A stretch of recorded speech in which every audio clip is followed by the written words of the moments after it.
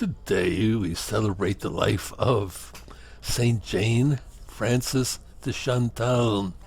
She was a wife, a mother, a nun, and founder of a religious community.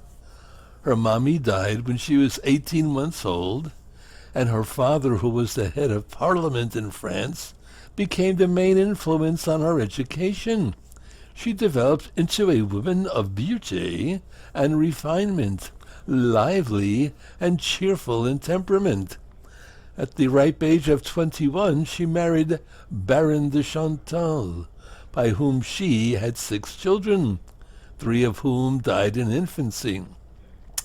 At her castle she restored the custom of daily mass and was seriously engaged in various charitable works. Jane's husband was killed after 7 years of marriage, and she sank into deep dejection for 4 months at her family home.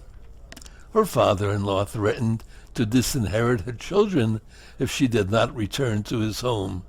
He was then 75, vain, fierce, and extravagant. Jane Frances managed to remain cheerful in spite of him and his insolent housekeeper. So when she was 32, she met St. Francis de Sales, who became her spiritual director, softening some of the severities imposed by her former director.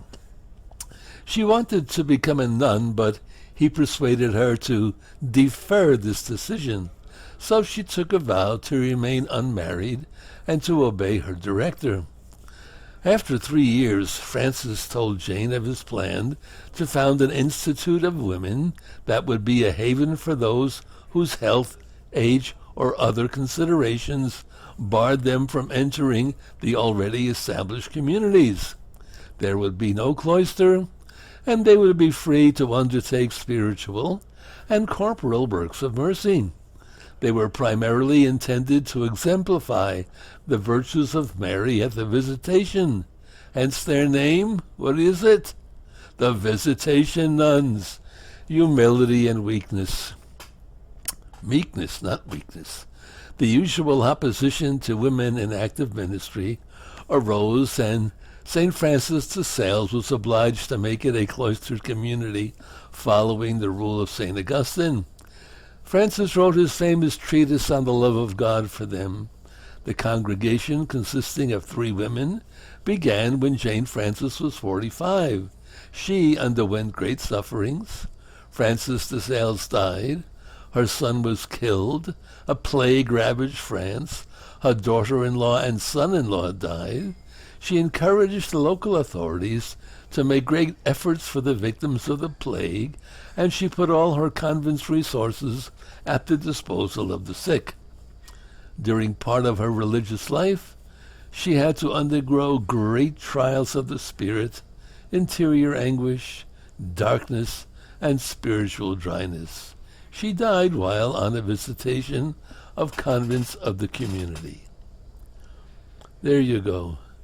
St. Jane Frances de Chantal. Look at all the photos of her doing work among the sick, the suffering, the dying. She was a woman of great, great charity, and that's how we imitate the saints.